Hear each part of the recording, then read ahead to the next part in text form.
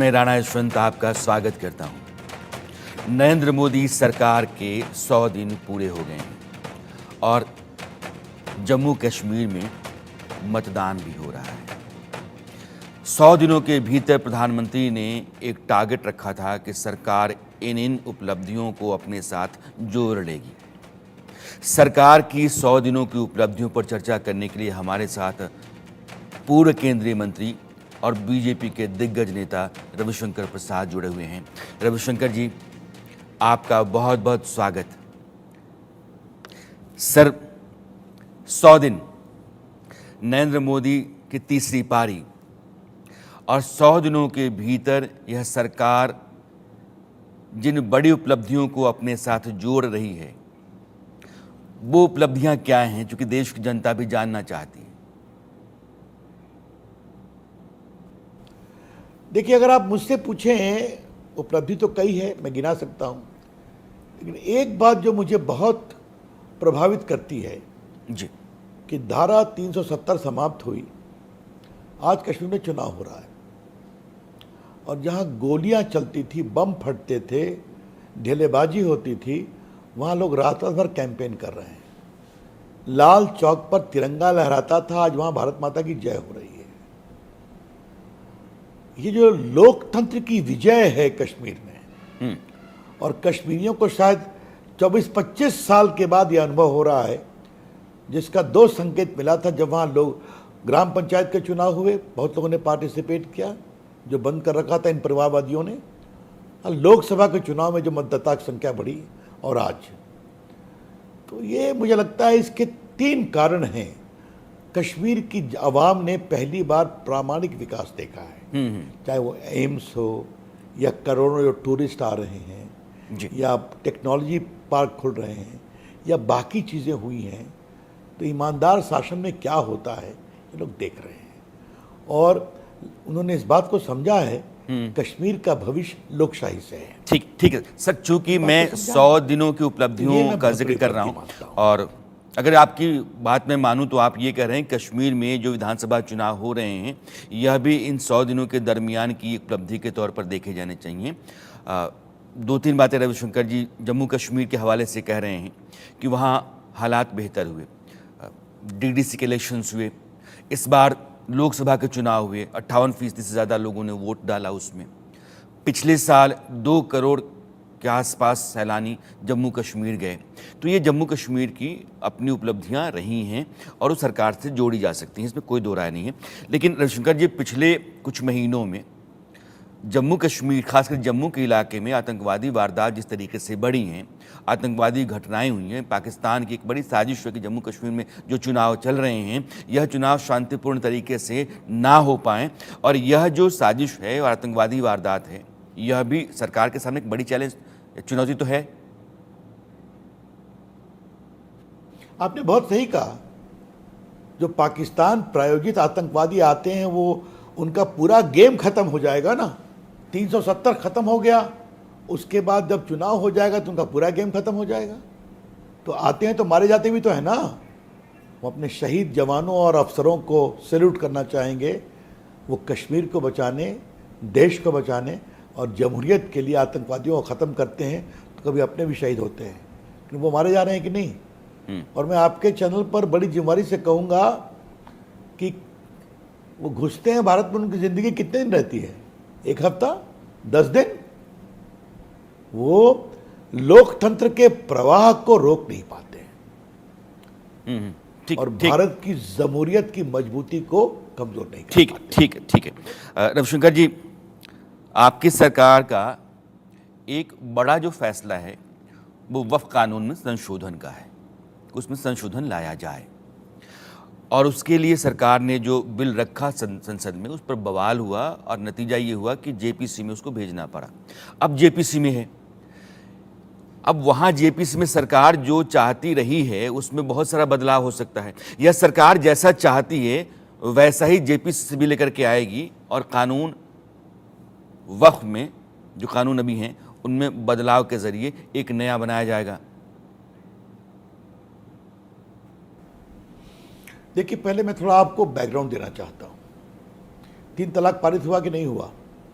प्रधानमंत्री के आशीर्वाद से देश का कानून मंत्री मैं था और मैंने ही वो बिल लाया था। कांग्रेस ने विरोध किया कि नहीं? मायावती जी ने, ममता जी ने, सोनिया जी ने। बांग्लादेश हो, पाकिस्तान हो, मलेशिया, इंडोनेशिया हो, इराक हो, ईरान हो, या फिर आपके कतर हो या बाकी जगह हो, वहाँ जॉर्डन हो, 3 तलाक ऐसा पाप समाप्त हो सकता है, नियंत्रित हो सकता है। लेकिन भारत में वोट के लिए नहीं होगा। कर दिया ना, 370 समाप्त हो गया ना। तो उसी प्रकार से वक्फ बिल भी होगा। अगर कहे कि जेपीसी में भेज दीजिए तो भेज दिया जाए। लेकिन चूंकि आपने वक्फ बिल की बात उठाई है जी, तो मैं आपसे गुजारिश करूंगा, रेलवे और सेना के बाद 8 लाख हेक्टेयर जमीन तो वक्फ के पास है ना? 8.5 लाख। सब जमीन सही है क्या? अगर 8.5 लाख दीजिए आपने, और मुझे करेक्ट कर, धन्यवाद। वाकिफ जब अपनी कोई जमीन दे जन सेवा के लिए, अपने जमात के लोगों के लिए, उसमें कोई दिक्कत नहीं है। लेकिन क्या ये सच्चाई नहीं? कई पब्लिक जमीनों को कैप्चर किया गया है, कई जगह माफिया एलिमेंट्स चले आए हैं। तो क्यों नहीं इसकी जांच होनी चाहिए? क्यों नहीं इस पर कार्रवाई होनी चाहिए? वक्फ बोर्ड को अकाउंटेबल क्यों नहीं होना चाहिए? देश का मैं छोटा मोटा एक वकील भी हूं, आपकी जानकारी के लिए। मैंने नहीं कई सर, बार देखा है, बड़े वकील हैं आप। जो इनके ट्राइब्यूनल्स होते हैं उनके अधिकार, अरे नहीं, इनके जो वक्फ के ट्राइब्यूनल होते हैं, इनके जितने जजमेंट्स होते हैं अधिकांश एक्सपर्टे होते हैं। समझे आप? सब मिली भगत होती है। तो हम चाहते हैं कि वाकिफ जब अपनी जमीन को, अपनी मालकियत को जनता के विकास के लिए दे, पूजा के लिए, इबादत के लिए, कोई दिक्कत नहीं है। लेकिन वक्फ के नाम पर माफियागिरी बंद होनी चाहिए। ये इसका सबसे बड़ा इंपॉर्टेंट है जी। दूसरा है कि वक्फ के मैनेजमेंट में देश की बेटियों को, खवातीनों को भी जगह मिलनी चाहिए। क्यों नहीं मिलनी चाहिए? ये बड़े सवाल। तो चर्चा हो रही, होने दीजिए, ये भी होगा। आज कई जगह यूनिफॉर्म सिविल कोड आ गया कि नहीं आ गया? उत्तराखंड में आ गया ना, बाकी स्टेट में आ रहा है ना। तो हम लोग काम करने वाले लोग हैं, काम करने दीजिए, और जो काम हाथ में लेते हैं वो कर देते हैं। जी जी, ठीक। जैसे आप कह रहे हैं कि वक्फ का कानून जो है वो आएगा, लेकिन हिंदुस्तान में जो आपराधिक कानून रहे हैं, वो आईपीसी, सीआरपीसी, एविडेंस, इन सब को सरकार ने बदला। वो दंड का जो प्रावधान था, दंड संहिता, उसको आपने न्याय संहिता बनाया। और आप ये कह रहे हैं कि जस्टिस का दौर शुरू हुआ है। यह जो कानून में बदलाव आपने किए, आपकी सरकार ने किए हैं, उससे लोगों को क्या फ़ायदा है और कितना बड़ा बदलाव है? सिर्फ नाम बदलने के लिए खातिर है या फिर वाकई एक व्यवहारिक बदलाव हुआ इस देश में? देखिए, थोड़ा मुझे समय दीजिए। आपने अच्छा किया, क्योंकि आप देश के बड़े अनुभवी पत्रकार हैं। मैं आपको एक संदर्भ देना चाहता हूं। Indian penal code 1862, penal code, दंड था उसका उद्देश्य। यह क्या है? भारतीय न्याय संहिता। इसका उद्देश्य न्याय है, जस्टिस। ये सोच का अंतर है। और मैं आपके चैनल पर एक डिबेट प्रोवोक कर रहा हूं, जो मैंने अपने भाषण में लोकसभा में कहा था कि ये Indian penal code, Indian evidence act और फिर सीआरपीसी, ये सब आए 20-25 सालों में, 19वीं सेंचुरी में या 15 सालों में। और ये तब आए जब सारी यूनिवर्सिटी भी खुली, Madras university, Bombay university, Calcutta university, फिर इलाहाबाद यूनिवर्सिटी, फिर मेरा पटना कॉलेज, पटना यूनिवर्सिटी, ये सारी आई थी। तो मतलब ऐसे भारतीयों को पैदा करो जो दिल से, सोच से अंग्रेज हों, रंग से भारतीय हों। और ये कानून उसके माध्यम से लाया गया था। और इस कानून की सोच क्या थी?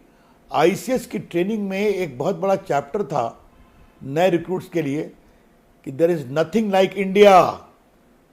कोई इंडिया नाम की चीज नहीं है। You have to go and govern through these instruments. आज भारतीय न्याय संहिता उन सारी औपनिवेशिक मान्यताओं को तोड़कर एक नए न्याय की संहिता को लेकर के आए हैं। और इसलिए आप देखेंगे उसमें काफ़ी बदलाव हुआ है, महिलाओं के लिए, बाकी के लिए, फास्ट ट्रैक के लिए, नई टेक्नोलॉजी, साइबर क्राइम, इन सबों को स्थान दिया गया है। इनफैक्ट मुझे अच्छा लगता है कि कभी आप इन तीनों कानून के बारे में मुझको बुलाते डिबेट के लिए तो मुझे आपसे बात करके अच्छा लगता, लेकिन ये एक बहुत बड़ी उपलब्धि है, इसलिए मैं प्रधानमंत्री जी का, गृह मंत्री जी का बहुत अभिनंदन करूंगा। एक बात मुझे और कहने दीजिए, आज पूरे 70 साल के ऊपर के सारे नागरिकों को आयुष्मान भारत का लाभ मिल रहा है कि नहीं? आपकी आमदनी कुछ भी हो, आज मिनिमम सपोर्ट प्राइस सबसे अधिक 35 आइटम पे मिल रहा है कि नहीं?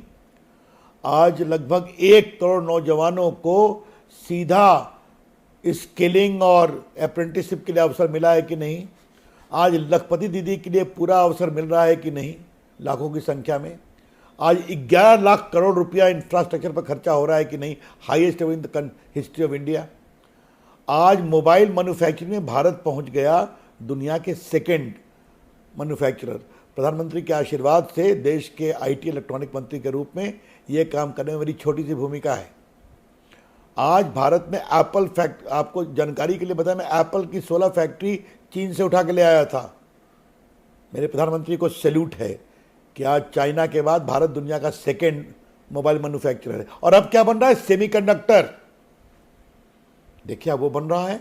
आज भारत में बड़े बड़े एयरक्राफ्ट बन रहे हैं बड़ौदा में, आज भारत में तेजस बन रहा है फाइटर प्लेन, आज भारत में एम्यूनिशंस बन रहे हैं, आज भारत में हाई एंड रिसर्च हो रहा है।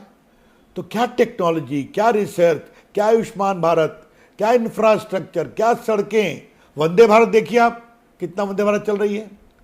तो ये तो सर्वव्यापी सर्वस्पर्शी जो विकास होता है वो दिखाई पड़ रहा है। अपने प्रधानमंत्री जी का बहुत अभिनंदन। 100 दिन में क्या क्या हुआ है। लेकिन जो ऑपोजिशन आपका है वो बार बार सवाल खड़ा करता है, रोजगार का सवाल होता है, महंगाई का सवाल होता है, सरकार के काम करने के तौर तरीके का सवाल होता है। तो तरह तरह के सवाल जो हैं वो आपकी सरकार पर होते हैं, और जितनी उपलब्धियां आप गिनाते हैं अब विपक्ष भी उतनी नाकामियां लगातार जोड़ जोड़ करके अपनी लिस्ट बड़ा करता चला जा रहा है। देखिए मैं आपको एक बात कहूं बड़ी विनम्रता से, सपने देखना में कोई बुराई नहीं है। बुराई तब होती है जब आप सपने देखते हैं और जमीन पे आता नहीं है। एक सपना है खटाखट का, देखा है ना आपने जी। खटाखट कर देंगे, और खटाखट में इतना फटाफट हो गया कि आज आप हिमाचल में तनख्वाह नहीं दे पा रहे हैं, ये कहते हैं सोच। दूसरी सोच क्या है? भारत में मोबाइल को लेके चले तो कर दिया कि नहीं कर दिया, भारत में प्लेन बन रहा है कि नहीं, भारत में तेजस बन रहा है कि नहीं, कोरोना काल में मेड इन इंडिया टीका लगाया कि नहीं लगाया, भारत में ऑक्सीजन एक्सप्रेस चली या नहीं चली, भारत में आज मेड इन इंडिया राइफल बन रहे हैं कि नहीं, टैंक बन रहे हैं कि नहीं, मिसाइल बन रहा है कि नहीं। मैं हर क्षेत्र में आपको बता रहा हूं। सेमी कंडक्टर क्या है आपके दर्शकों के लिए, आप तो अनुभवी पत्रकार हैं, जहां चिप वहां सेमी कंडक्टर। चाहे कैमरे का चिप है जो आपका, जहां मैं बोल रहा हूं उसमें भी चिप होगा, मोबाइल का चिप है, गाड़ी के वाइपर का चिप है, हाई एंड टेक्नोलॉजी में चिप है। तो चिप के बिना टेक्नोलॉजी नहीं, ये सूत्र समझ लीजिए।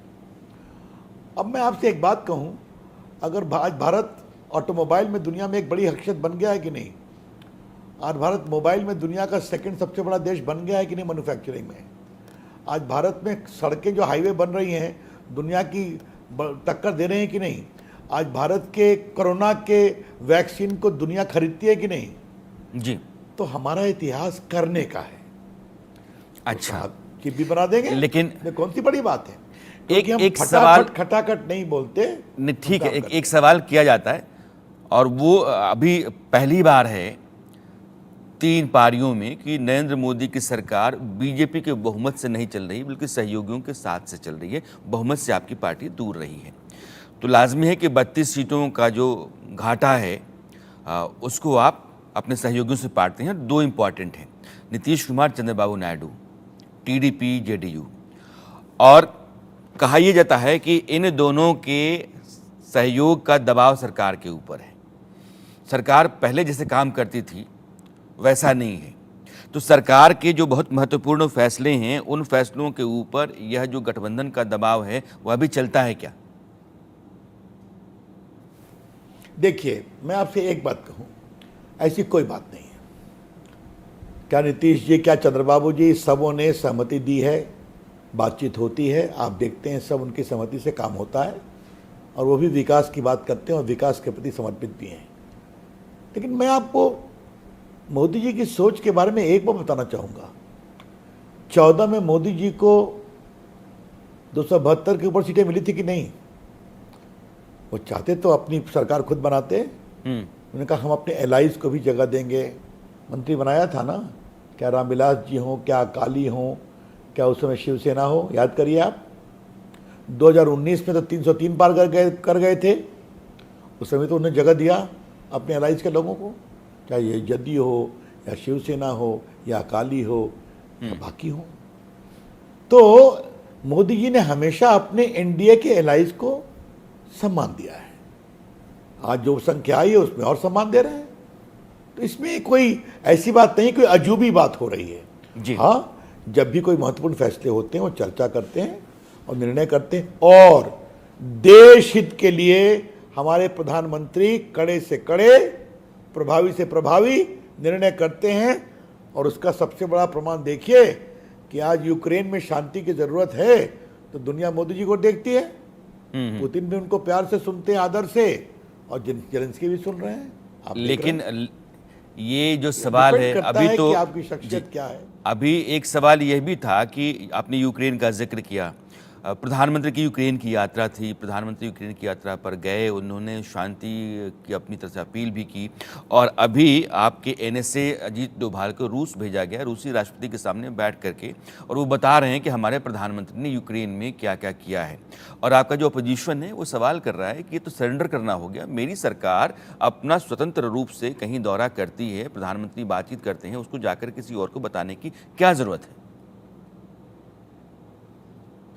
देखिए, जो विदेश नीति नहीं समझते हैं या विदेश नीति की बारीकियों को नहीं समझते हैं, उनको मुबारक है। उनके दरबारी संस्कृति में पलने वाले जो बड़े नेता हैं, वो अमेरिका में क्या क्या बोल कर क्या है बताने की जरूरत है आपको? क्या दिखाया ना आप लोगों ने, तो उनकी कितनी समझदारी है मैं क्या बताऊं आपको। छोड़ दीजिए उसको, मैं यहाँ पर इस बत्ती सतही बहस में नहीं पढ़ूंगा। आज भारत एक दुनिया की बड़ी ताकत, बड़ी छवि के रूप में, and a great peace maker, जहां मोदी जी ने कहा ये समय बुद्ध का है, युद्ध का नहीं है। युद्ध कोई उत्तर नहीं है, शांति उत्तर है। बहुत बड़ी बात है।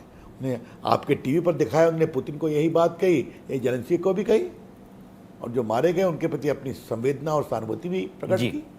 ऐसा कहाँ होता है, मुझे बताइए तो आप। दुनिया के एकमात्र नेता जिनको पुतिन भी सम्मान दे रहे हैं, जिनको जेलेंस्की भी सम्मान दे रहे हैं। अच्छा, ट्रस्ट फैक्टर।